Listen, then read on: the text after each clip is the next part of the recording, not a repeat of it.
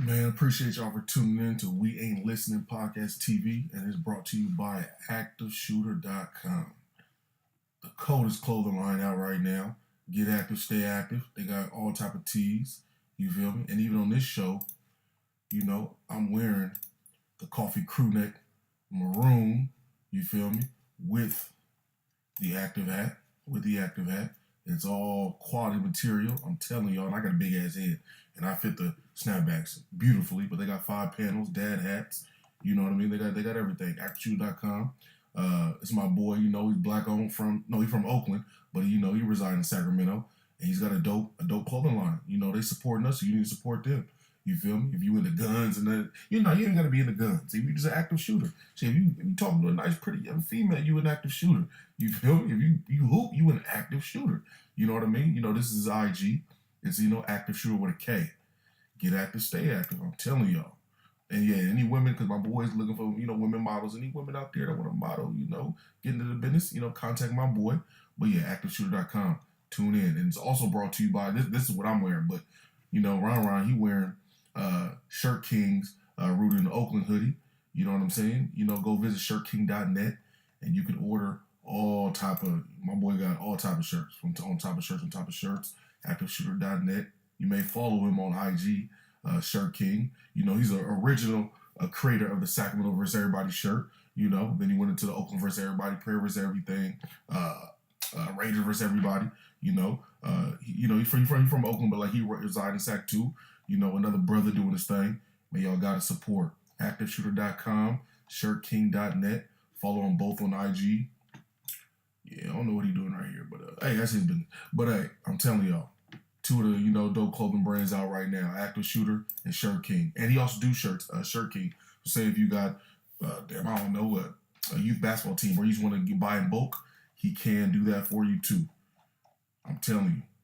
Probably in Sacramento. Go get that one. I like that one. But yeah, Shirt King, Active Shooter. Y'all support it. And also, go to the damn podcast, the podcast YouTube, and subscribe, man. All you gotta do is click on the button and subscribe. When you watch a video, like the video. If you want to comment on the video, comment. Go to wildest.com. And this is a real website. Everybody keep thinking this ain't a real website. Yes, it is. You go to here, click We Ain't Listen TV. You go to the YouTube. Subscribe to iTunes. Subscribe to SoundCloud. And also get you a shirt. We got shirts coming in. We ain't got no shirt. No, we got no shirts right now, but we got shirts coming in within the next few days. The shirts are moving down to $10 a pop. Y'all mess with us. We got hats coming in, sweatshirts, all that. I'm gonna update on all y'all. And also all the links you saw today will be in the YouTube links. Just scroll down to the bottom. You will see everything you need to see. WeAintListen.com. We appreciate y'all. Now, welcome to We Ain't Listening TV. We Ain't Listening Podcast TV with Black Day. Yeah, it's your boy Ron. Man, we got a special guest, my nigga. Yeah, Sacramento's own. 3500 Burbank own. That's right. You feel me? University I don't think you. Hold on. First of all, I don't think you should even be Burbank, introducing that nigga, because y'all niggas down the road, nigga. That shit boosie down there, nigga. We the real high school on Florida, nigga. 3500, man. Okay. Burbank on, man. You feel me?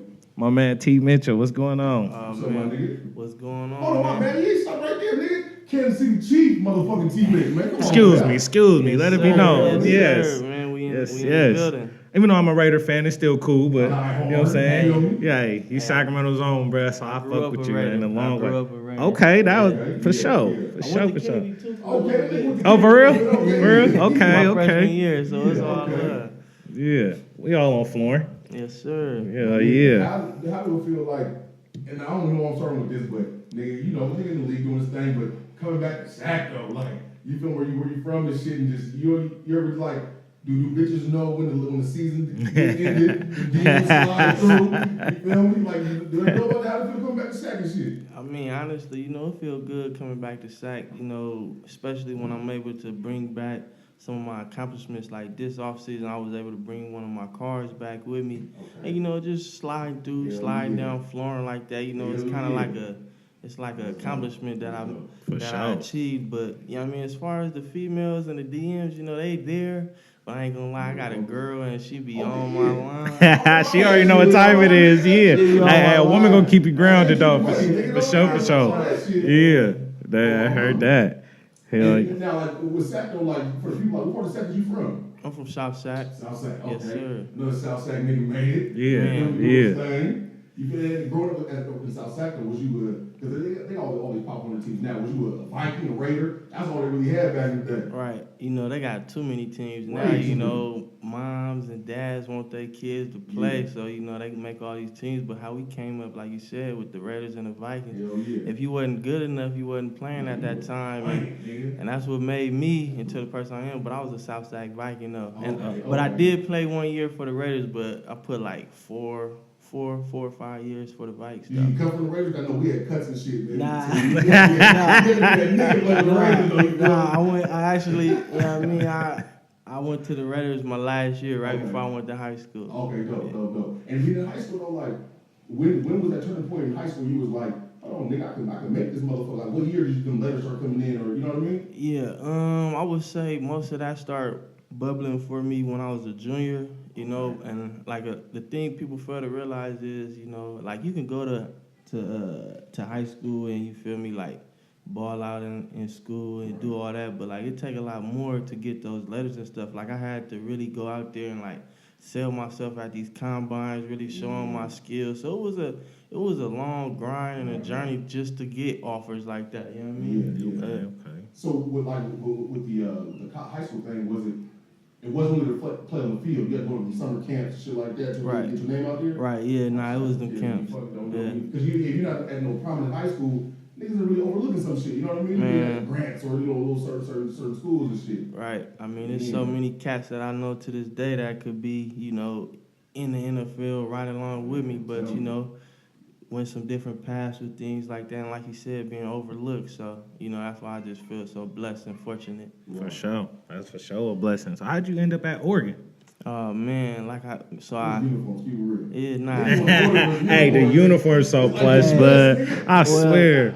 I mean, I was really, you know, coming out of high school, and, you know, as a young cat, you know, I used to like the Bears, you know, the Cowbears, you know, they was right down the street. I like Miami, and those are some of the schools, like also USC, those are schools that I, you know, used to try to want to go to, but, you know, once I took a visit to Oregon and they showed some interest in me, and I went down there, and, you know, it was a 6-hour drive from the house, so, you know, parents could get up there quick, catch a game, and shit, just the overall atmosphere, you know, it was a seal. It was good. Yeah, it worked out. Being at Oregon, because I know when you was there, y'all was ranking you was playing, but when you was, that's when Oregon was Oregon though. So like, when you got there, were they already a top ranked team and shit? Like, so like, when you got that letter, it was like, hold on, like, right, I'm gonna go join something, Right, Oregon, you know, at the time, Oregon was booming, they was bubbling, you know, they was on their way for greatness, you know, and shit, I was part of it too, you know, I wanted to be a part of something, win some championships, win a lot of games, and, you know, ultimately be in a good situation where I could help myself get to the NFL. Well, yeah, and it paid off, shit. Look at him now. But nigga, how did you stay focused? Nigga, even staying focused in South Sac, that's a whole nother issue right there. Being at Oregon, top-ranked team, starting defensive back. With all that white pearl. I don't even go to South State. How do you go to fucking University of Oregon and like we nationally ranked? You see on the highlights ESPN, like you laying with a bitch, and then the highlight come on of your game, like you don't gotta say nothing. Nigga, how do you stay focused on that shit, my nigga? Man, well, you know, coming up, you know, I realized how crucial the game was, you know, how you had to make a lot of sacrifices in order to, you know, get a lot of things out in life. So, you know, I done seen a lot of my partners have things, then the next day not have things. So, and then also with that, you know, I have my pops. My pops used to be on my line. Pops was on my line, you know.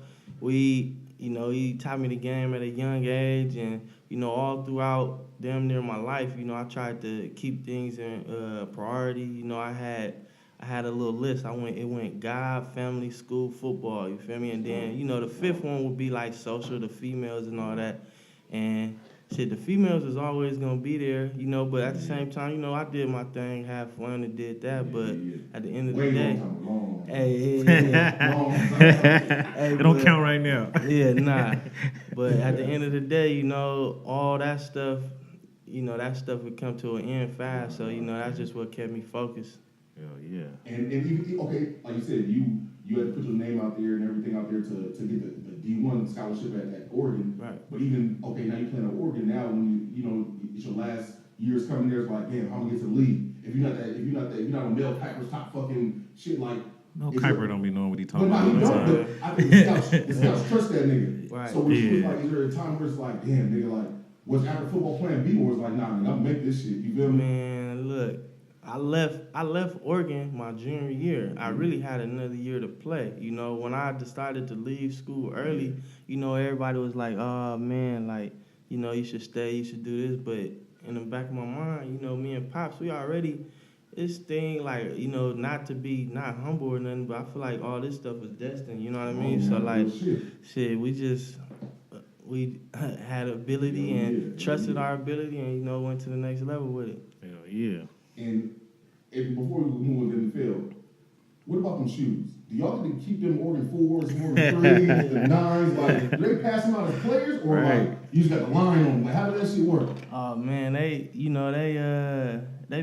send us stuff all the time. Like, I'm gonna show you these other ones they just sent me. Shit. Let me see if I can put them up. They just sent me some even now? Yeah, they just sent me some That's dope to them. They just sent me these 13s the other day right here. These Oregon 13s. Nigga, God. 13. They're going crazy. Oh, so they just be sending you random shit like, oh yeah, that go crazy. So, you know, we didn't came up 3s, 4s, 9s, all that. Yeah, all that. that. No, the Oregon CEO, the CEO of Nike, he went to Oregon. Right. So right. like, isn't that what inspired like the uniform and shit like that? Like all the craziest uniforms. Do y'all get to pick them before, or is it somebody else get to put them together? Well, to my knowledge, you know, they got like this book, and you know, however many games for the year, they already got them laid out. So, you know, they got them laid out, but they be funky fresh though. Like, hell yeah. It's almost like, nigga, you can dress it like to go out somewhere and shit, but that motherfucker be so clean, dude. I think Oregon started that with the silver helmets and shit and all that. You know that? Oh yeah, the multicolored helmets and shit for sure. That shit. Hell yeah. And they went neon green crazy too. Yeah. And you talking about going to the league, that's to where like, you know, you go to the combine, you do different shit to show out. But I know early in your career, it was the Bears, the Texans, the Cowboys. You kind of bounced around. Right. How, like, what was about the Chiefs? Either found a player in you, or you felt comfortable there. What kind of showed as to where like, nah, this is gonna be a player that's gonna be part of our defense and make a difference. Right. Well, you know, everything. You know, I feel like everything, you know, in life plays hand in hand, right? So everything for me always comes full circle. So with that being said, coming up, you know, it wasn't never easy for me, you know, growing up for the Vikings, you know, a lot of my partners, you know, different parents and stuff, they always felt like their kid was better. And like, man, my pops never worried about that. All we worried about was working, you know, trying to be the best we could be, you know. So fast forward into the NFL, you know, getting cut all these times and things like that, you know, dealing with half politics and half me at the same time. And, you know, sometimes, you know, the NFL is a crazy business. So, like, sometimes politics, and then also, you know, I ain't gonna blame it all on that, but when you don't do what you gotta do consistently, you know, things like that can happen. But, you know, I got my life together, got everything right, and, you know, got my focus right, and found a home in Kansas City. You fuck Kansas City? That shit be cold them off. Like, God damn. I heard they got some smacking ass ribs out there though. I heard Kansas City ribs go crazy. Oh yeah, KC got the good ribs, the good food. They doing their thing out there with that. I love Kansas City though. You know, it's I grew up listening to Mac Dre, the Jack and them, and you know that's all they talk about. Yeah, they talk about KC. They like a second home to us. You ever drive past where Mac Dre died? Shit. I mean, I might have been on the freeway. I don't really really know on the freeway. That's right. They ain't marked no. off or nothing like that. Yeah. Yeah. Okay. Yeah. That's cool, like, man. Okay, being in the league though, how do you feel about, you know, the whole Colin Kaepernick shit, you know, you taking a knee? Like, before you answer that, I always, because I know people that say, man, everybody in the league need to take a knee. I don't really agree with that. Well, I agree with it, but it's like, I think the players that can not make a difference, but what I'm trying to say, like, the big money players in a sense. Right. You know what I mean? The Tom Brady's, the niggas that make $100 million in the league. Don't ask the nigga with the minimum contract, or, you know what I mean? The niggas that got that bubble there to take a knee to, you know what I mean, set the tone. How do you feel about that? Or is it not even a thing that even the nigga pay attention to, really? Well, really, how I feel about that whole situation is, you know, it's a time and a place. This is me speaking. This is how I feel about it. It's a time and a place of protest. You know what I mean? I think Kaepernick did a great thing. You know, showing, you know, standing up for, you know, our race and things like that. But ultimately, like, you know, I just can't really get involved in that type of stuff because at the end of the day, being one of those guys, you know, that ain't got the big name and things like that right now, I gotta just do what I gotta do. You know, the NFL is paying me this money, you know, allowing me to take care of my family. I'm doing this work, and then if I want to do some type of, you know, protest or something like that, you know, I gotta take it back to my community, take it back to Sacramento, take it back to South Sac, and really, you know, make some change like that. And I feel like that's the best field for me to do something like that. But like on the sideline and stuff, not against what other people do or nothing like that, but that's just how I feel. Do you? Because I know you was on the Cowboys one time when that nigga Jerry said this year, nigga, anybody take a knee, I'm cutting your ass. Would you would would you have felt like not less of a man? That's too going too far. Would you feel like, man, this nigga really just said that? Like, you know what I mean? I know I need my check, but like he should have said that part. You feel what I'm saying? For sure, man. You know, like, man, once again, you know, not no yes man or nothing like that, but man, it's all business decisions. It's a time and a place for everything, and you know, you getting paid all this money just to go out there and play football. Like, it's a time and a place for some of those things like that. And see, the fucked part is because, like, you know, I work in the corporate world, me and my niggas, like, nigga, we ain't quitting our jobs, you feel what I'm saying? Right. Like, we're the same shit, so like, hell no. Nigga ain't gonna take a nigga not gonna work, you feel what I'm saying? So, Right. I take with a grain of salt when people judge like NFL players, like, cause I always say it's not the niggas in the lowest totem pole, it's niggas the LeBrons, the top niggas. You pull them away from the game, nigga, then something gonna change. Right. Yeah, I feel you on that, my nigga. Hey, do you have a relationship with like the Shaq Thompson, the Eric Armstead, the other local sack dudes that's in the NFL, and like, do y'all have plans in the future to have big ass sack camps, or because I know you from the north side, you know what I mean? Y'all can kind of attack sack as a whole and shit. Oh yeah, nah, for sure. You know, I went to college with Eric, and I grew up with him. You know, back in the days, we used to play hoop, AAU, and all that. But like Shaq, yeah, man, I'm locked in with all those guys. You know, we all keep in touch. You know, every now and then, and you know, they already have done a few camps that I attended to, and you know, they doing some good things for Sacramento, and I plan to do me a camp like in June or something like that. But yeah, we all trying to do big things for Sacramento, for sure. It's a lot of talent in here, man. For Yeah. sure. Nah, a lot for of sure. talent in that Yeah. city. For sure. And it's like I said, niggas from like really like from like South Sac that Right. made it to the league. That For like, sure. And then I realized, you know, I seen you. I think you went back to the Burbank and shit, but it's like other kids that man in the South Sac like, nah, nigga, like he played with the Vikings just like you did. You feel what I'm saying? Like that's crazy. Like it's because like I say, everybody doesn't stay focused or shit like that. But it's like, nah, nigga, nah, that's clean. You ever wake up or just like you said, wake up doing KC and game day like, nigga, I really made it though. Like I know a nigga always believes in his skill, but it's like, nah, nigga, I'm here though. You know what I'm saying? Like I'm in the locker room, I see my name and shit. Like what is that feeling like? Or like, man, it's surreal, you know. Yeah. It is surreal, but sometimes when you in the midst of it, you don't really sit back and feel that. But it's been times where I did look up in my locker and like, damn, okay. But it really hit me more like in times like this, you know, my downtime in the off season. You know, I like just the other day, you know, woke up in the morning, I was like, damn, you know, because I'm a free agent, trying to be a free agent this year. Got you know, opportunity for some things that happened for me, you feel me? And like, you know, I just woke up like, dang, you know, I'm blessed. Like, this is good, you know? It's all good. Yeah, that's big, man. How fast did you get on Madden? Because when y'all lost, how fast did you get on Madden and try to like change the outcome and shit, or like continue your franchise? Man, I ain't gonna lie, man. I grew up fucking with Madden, man, but now you play, it ain't fun no more? nah, man, I love it. I love Madden, but I stopped fucking with Madden once. You know, some little things start happening in the season, and they took up my rating. Oh, nigga, they got out of 62. Hey, I was like, man, fuck that. Take my rating down. man. I'm working hard for that 79. You just gonna put me down to a 76. Ain't that a bitch? I was working hard. Ref played me on that play anyway.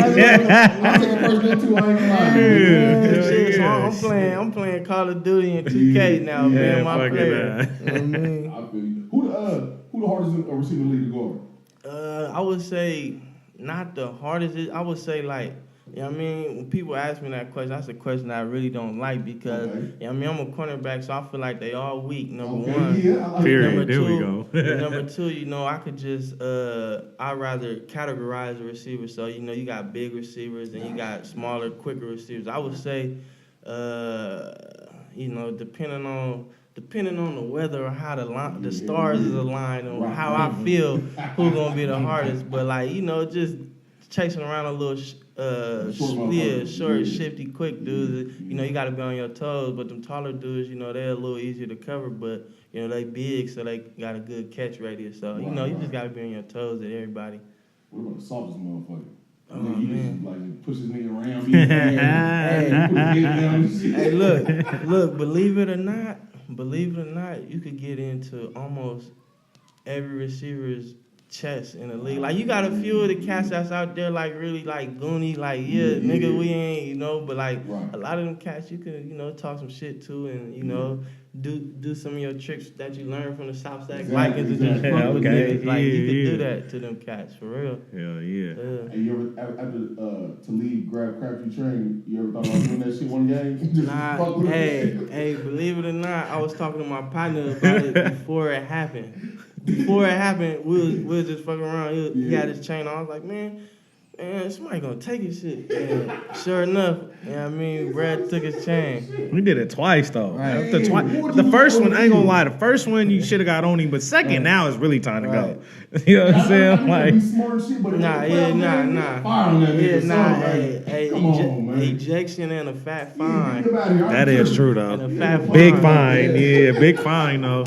Yeah. I gotta go find that nigga in the locker room afterward or something, brother. You just snatched my shit twice. Being a free agent, this may be a hard question though, because like I said, you already got your team, your band of brothers and shit, but being a free agent, is there somebody out there like, damn, shit, a nigga do want to, you know what I mean? Like, I would want to play with that other cornerback, or you know what I mean, to be another team, or just, wherever God leads you, that's where it's going to be. That's what we gonna do. We politically correct. That's right. Smart man, don't take the bait. I ain't gonna lie to you. The other nigga, I'm just me saying, this other nigga was out for KC. I'm cool letting him go. Nigga, you come over to Oakland, nigga, and hold down his corner. Who you talking about, Pete? You talking about Pete? Whatever nigga name is, man. Hey, we paid a nice little bag, and god damn, man. We need help. Hey, Oakland, he a free agent. Tap in with him. We can help. We can use him because our DBs is worse, boy. Man, last but not least, man, your top. No, you need to top 5. Your top 5 DBs all time, man. So I would say Charles Woodson. Is this an order? No order. Okay.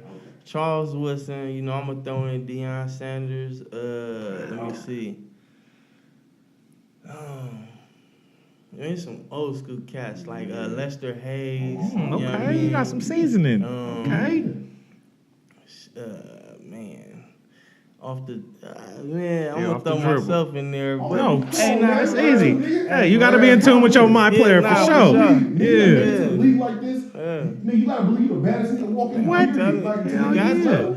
You made it, nigga. It's 80 for sure one of the baddest. I mean, it's a few cats that I look up to the game. Like I even throw my coach that I have in Kansas City, Al Harris. He got some game too. So I mean, even the other DB on the other side. Yeah, that nigga dope too. Y'all even had Revis come in. I didn't even know he snuck in there on their ass. That's Revis was on their team, bro. Revis was nice. Pete. It's a gang of cats. Do you try to pick their brains and shit like that? Oh yeah, all the time. Man, you can learn from anybody. That's a whole lot of game. You can learn from anybody. Yeah, hell yeah. Nah, man, my nigga. Last thing too, my bad. Like I said, come from South Sac, and is there anything you would say to the young kids that help stay focused? Or like I said, you had pops in your ear and shit, but some kids ain't got that. Anything you would say to them to help them stay focused? That they could be at Burger, they can be anywhere, my nigga. Like words of encouragement or anything. Yeah, well, first, I would say, always believe in yourself. People gonna say you can't do something. You gotta use that as motivation to go make it happen. Yeah. Then number 2, sacrifice. Because as you grow up and do things like that, females gonna be in your ear, partners is gonna be in your ear.